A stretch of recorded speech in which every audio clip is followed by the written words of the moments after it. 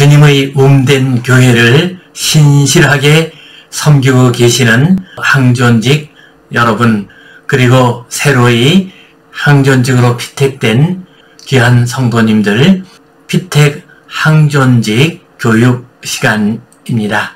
오늘은 제5부 역할론에 대해서 함께 살펴보겠습니다.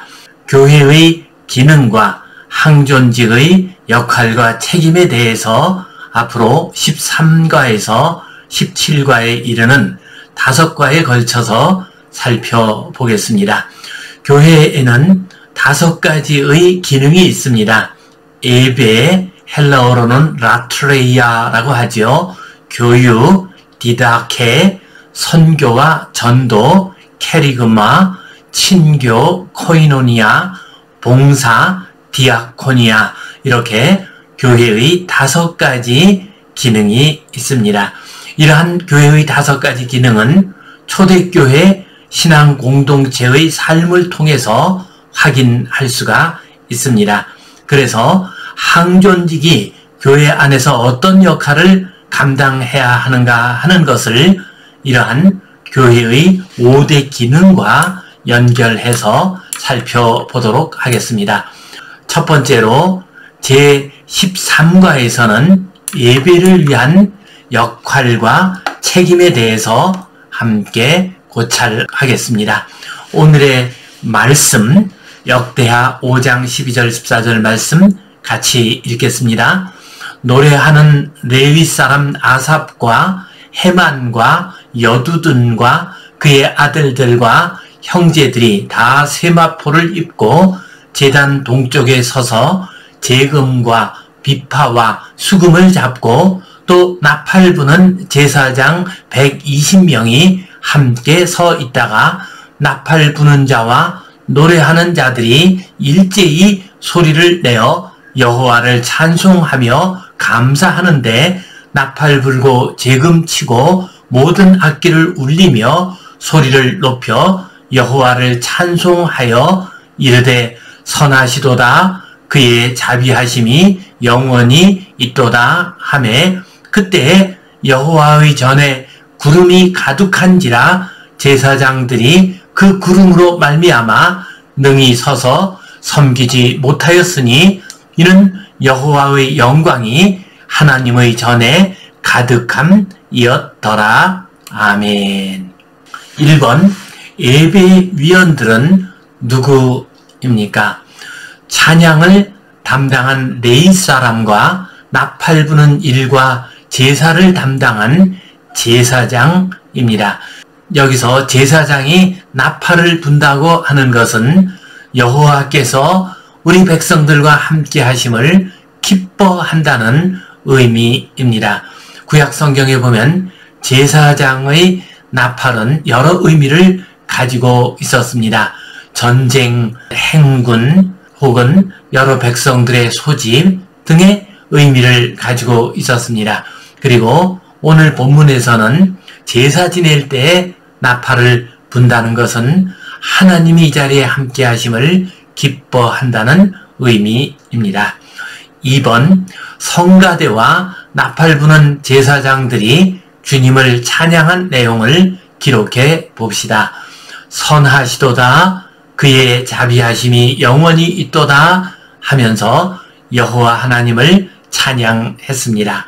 3번 하나님의 전에 무엇이 가득했습니까?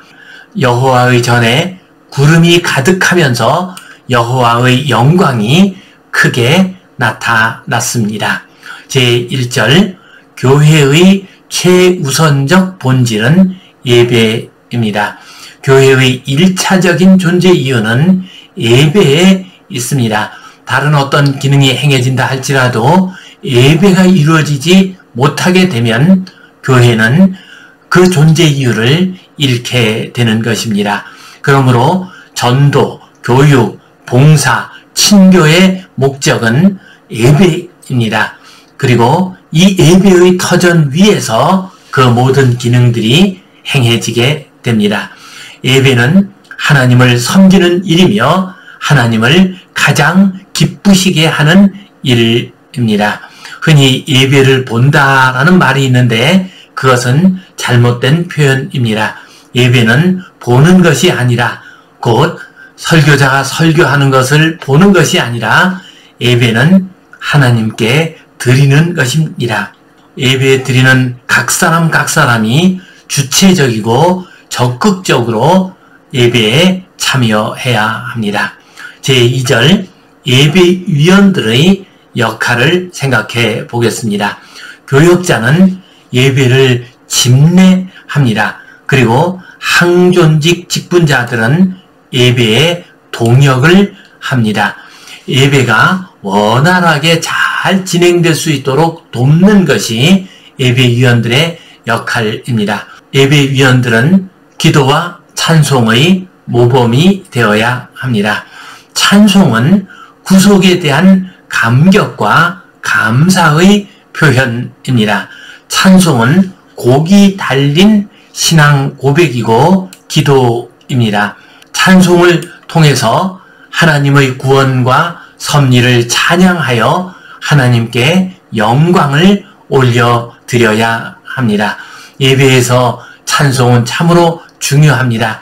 우리 항존직은 예배 시간에 찬송을 통해 하나님께 영광 돌리는 일에 정성을 다해야 합니다. 또한 기도는 영적 생활의 핵심이며 예배의 중요한 요소입니다. 공동의 기도를 우리는 예배 시간에 합니다. 이 공동 기도는 공동체를 위한 기도이지 사적 기도가 아닙니다. 가끔 공동 기도를 하면서도 아주 사적인 내용을 가지고서 기도하는 장로님, 권사님, 집사님들을 볼 수가 있습니다. 이것은 공동 기도의 정신을 잘못 생각하고 있는 것입니다. 또한 기도는 시간과 때에 맞게 드려야 합니다. 너무 길게 공동 기도를 드리는 것은 바람직하지 않습니다.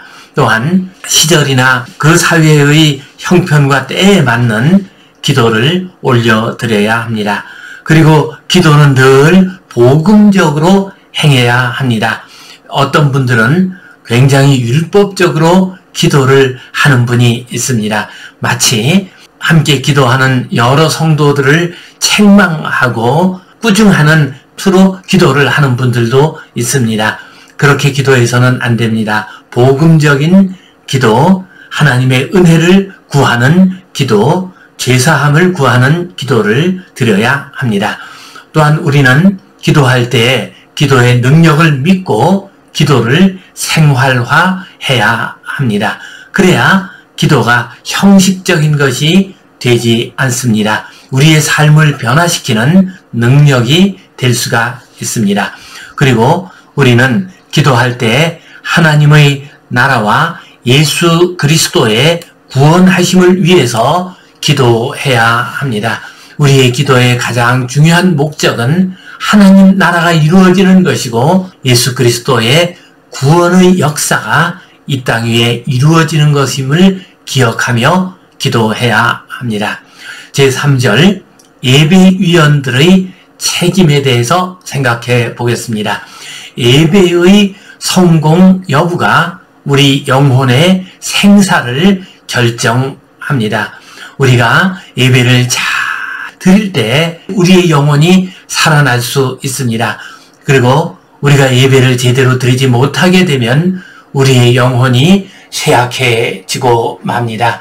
최근 코로나 바이러스의 사태로 말미암아 대면 예배를 드리지 못하고 비대면 예배를 가정에서 많이 드리고 있습니다. 많은 분들은 정성 다해 예배를 드리고 있지만은 대면 예배보다 그 예배에 대한 정성이나 몰입도가 훨씬 떨어지는 것을 볼 수가 있습니다. 그래서 참 걱정이 많이 됩니다. 예배의 성공 여부가 우리 영혼의 생사를 결정한다는 것을 기억하면서 우리 예배위원들은 최선을 다해 예배 드려야 합니다. 예배는 하나님께서 역사하시는 가장 중요한 통로입니다. 예배를 통해서 하나님의 은혜를 받아야 하고 하나님의 음성을 들어야만 합니다. 예배에 참여할 때 다음과 같은 점에서 모범을 보여야 합니다. 첫 번째로 모든 공예배에는 우리 항존직이 다 출석해야 합니다. 그리고 예배 시간 전에 와서 예배를 잘 준비해야 합니다. 그리고 정성 다해서 예배를 하는 예배의 모범을 우리가 보여주어야 합니다. 교회의 5가지 사명 중 가장 중요한 것이 예배입니다. 예배위원회의 역할을 잘 담당하는 항존 직분자가 됩시다. 곧 찬송과 기도의 모범을 보입시다. 예배자의 바른 모범을 보이는 여러 항존 직분자 되시기를 주님의 이름으로 축원합니다. 사랑합니다. 감사합니다. 축복합니다. 할렐루야. 아멘.